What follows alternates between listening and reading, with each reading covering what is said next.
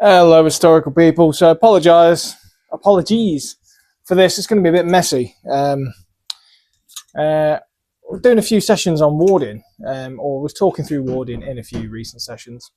Bear with me because the wind sounds like it's about to take my garage down. But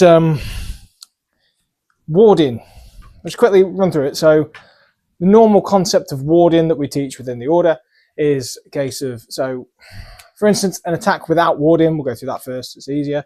I'd attack, and then I'd leave the sword somewhere out of the way, or I'd just completely recover it into one of my starting positions. I should not be doing this in here.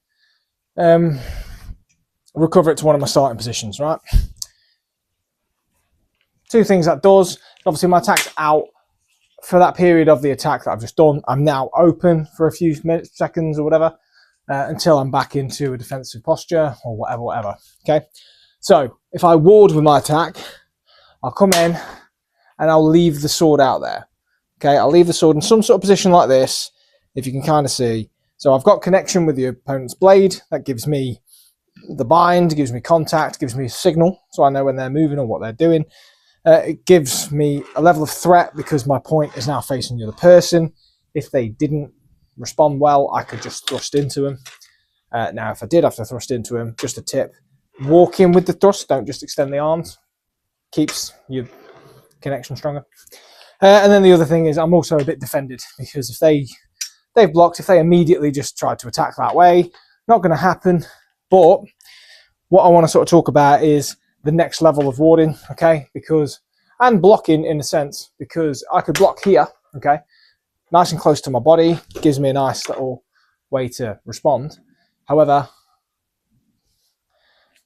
anyone that's familiar with things like deploying or just throwing thrusts and things like that from the bind, if we connect and their angle's not strong enough, I can take that angle over, I can deploy round, okay?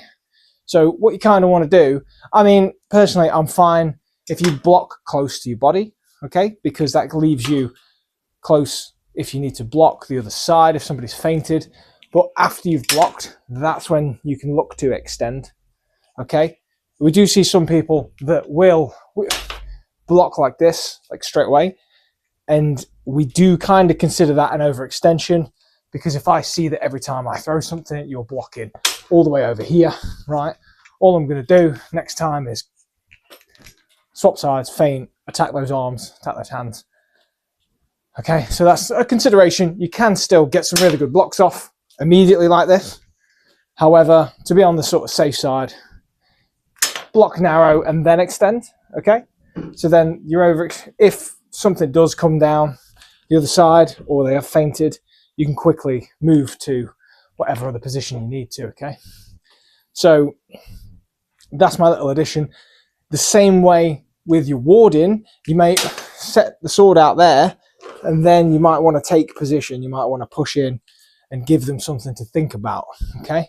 Because I could definitely stay warded down here in a sort of nice plow position. There's no problems here. It's pretty decent. And I can work from there. But if I really want to ward that, okay, so if they're a counter fighter, they might just respond by going high and dipping that point over my blade, okay? But if I extend out, I've controlled their blade, they're going to feel that force coming at them, and they're going to want to respond to that. They're not going to want to let you just force the sword out the way, okay? So there may be some resistance there, but it kind of keeps your initiative in a way.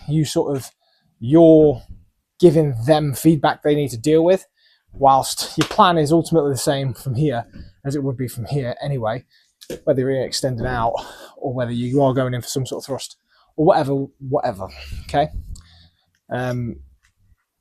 That's my little ramble on warding and that sort of stuff. Hopefully this isn't just too messy that you have no idea what I'm on about, but yeah, that's kind of my idea. So yeah, sound. I'll quickly show you with a single-hander, otherwise it'd be wrong on me, wouldn't it? But so with sabers and stuff, okay, I'm going to attack in.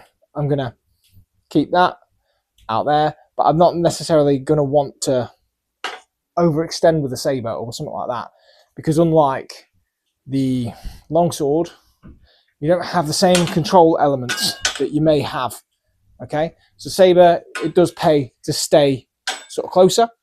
So instead, what you want to do with a single hander is bear in with your entire body. Okay,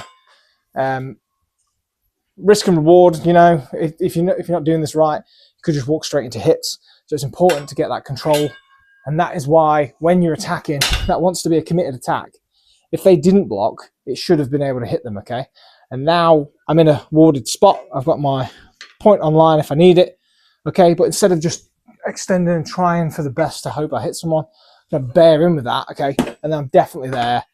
I've still got contact with them. If they do try something, I've still got my blocking options and stuff like that. Okay, so from the other side, just devil's advocate. So there, and my ward is this. Okay, I've taken a side. Okay, I've kept connection with the blade, and I've kept a level of threat. Okay, and now I just want to push in, bear in, because if we, I mean, it happens a lot with saber. You'll end up kind of getting into these wrist fights and you're doing all this stuff. But if you can get a solid connection on that and bear in, okay, whether that's with a passing step or just shuffling into your opponent, okay, and then take something, you can put yourself in a slightly more secure space. It's not, I don't want to say it's not for the faint of heart, but it's not for, if you're not particularly experienced, then don't worry too much, okay? It's difficult to understand where your sort of main connection points are, or how to control people in binds and things. And your reaction may well just be to someone's gone out and running off, and that's a perfectly fine answer. But when you're ready to sort of start closing in to try and get these kills, having the control or the element or the ability to control somebody is going to pay off. I don't really know what that was, but yeah, something to play around with. Okay, so the bearing in you can do with the long sword as well. I'll do that, why not? Okay, so this isn't like official syllabus or anything like that, but it's something you see talked about in some saber sources. I think some foil stuff as well, I can't really remember. But so I'd attack, and that is a form of bearing in because I'm pushing my sort of structure into their blade or whatever. But I could just as easily have attacked and I can move in with my body. Okay, as you sort of notice there, even with an inanimate partner, okay, that forces my sword to glide off at an angle. Okay, that's why it's important to then press out. Okay, I don't really know if you can see the target from the angle there or if the target's all you can see, but that puts me in a nicer zone basically. And even if I miss, even if they retreat, I've got other options. You know, I'm not far from a hanging guard, and I can just pull back to get into my flug, whatever, plow guards. Yeah, it's supposed to just be a nice little quick one for me. Hopefully that's all right for you. So yeah, thank you very much. See you in a bit.